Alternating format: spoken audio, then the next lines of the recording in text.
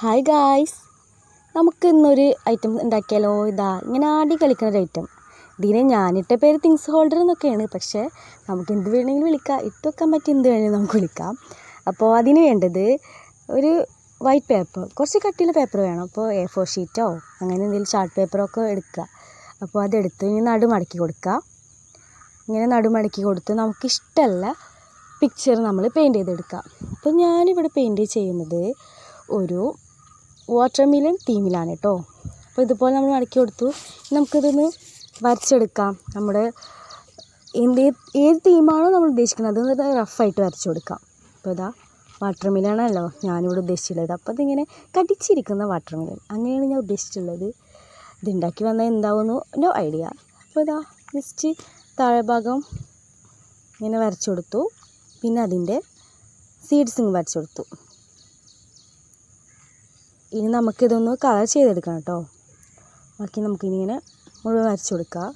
കുരുവാണല്ലോ ചക്കരമത്തക്ക്, ഇത് മുറിച്ചിരിക്കുന്ന ചക്കരമത്ത ആയതുകൊണ്ട് ഇനി നമുക്ക് കളർ ചെയ്ത് കൊടുക്കാം. അപ്പോൾ റെഡ് ഇങ്ങനെ ഉള്ളിൽ കൊടുത്തു.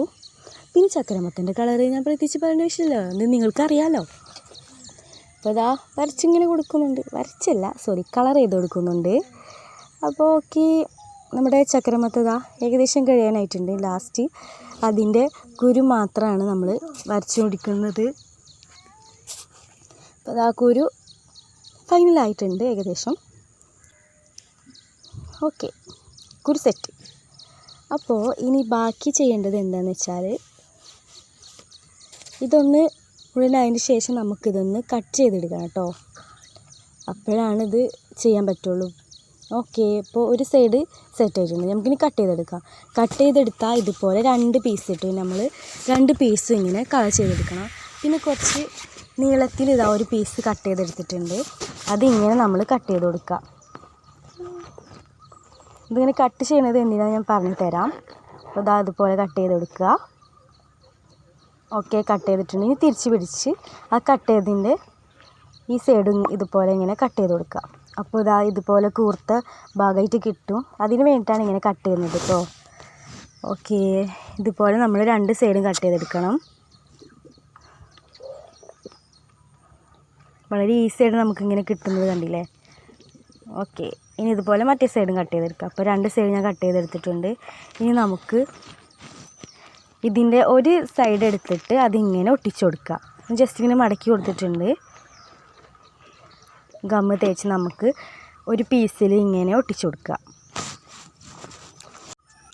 അങ്ങനെ നമ്മളിതാ മുഴുവനായി നമ്മളിങ്ങനെ ഒട്ടിച്ചു കൊടുക്കുന്നുണ്ട്.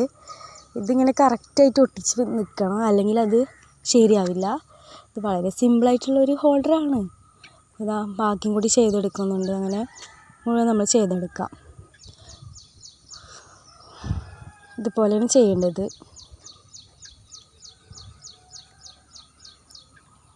ഇതാ ഒരു സൈഡ് സെറ്റായിട്ടുണ്ട് ഏകദേശം. ഇനി നമുക്ക് ഇതുപോലെ മറ്റേ സൈഡും കൂടി നമ്മൾ ഒട്ടിച്ചെടുത്താൽ സംഭവം സെറ്റ്. അപ്പോൾ ഇതാണ് നമ്മുടെ ഹോൾഡർ. സിമ്പിളായി നമുക്ക് ഉണ്ടാക്കാൻ കഴിയും. അപ്പോൾ എല്ലാവരും ഒന്ന് ഉണ്ടാക്കി നോക്കി കമൻറ്റ് ചെയ്യാൻ മറക്കരുത്. പിന്നെ വീഡിയോ ഇഷ്ടപ്പെട്ടാൽ ലൈക്ക് ചെയ്യാനും ഷെയർ ചെയ്യാനും പിന്നെ കമൻറ്റ് ചെയ്യാനും പിന്നെ നമ്മുടെ ചാനൽ സബ്സ്ക്രൈബ് ചെയ്യാനും മറക്കല്ലേ. അപ്പോൾ ഇത് എൻ്റെ അടുത്തുള്ള ചെറിയ ഐറ്റംസൊക്കെ ഞാൻ അതിലിട്ട് വെച്ചു. ഇനി അതവിടെ സുഖമായിരിക്കും. Okay, by.